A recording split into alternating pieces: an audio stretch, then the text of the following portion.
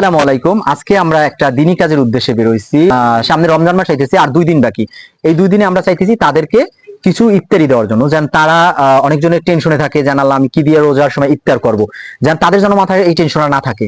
আমরা যেভাবে আমাদের তরফ থেকে আমাদের প্রবাসী ভাইদের উদ্যোগে আর আমাদের যে যুব সমাজ আছে এলাকায় তাদেরকে নিয়ে আমরা একটা ফান্ড করছি। ফান্ডের থেকে আমরা যতটুকু পারছি, আমাদের আল্লাহ তাআলা যতটুকু কবুল করছে আমরা চেষ্টা করছি, কিন্তু আমেরিকা আল্লাহ আল্লাহ আমাদের যতটুকু কবুল করছে আমরা ততটুকু দেওয়ার চেষ্টা করতেছি। আমরা এখন অলরেডি দুজনকে দিয়ে আসছি।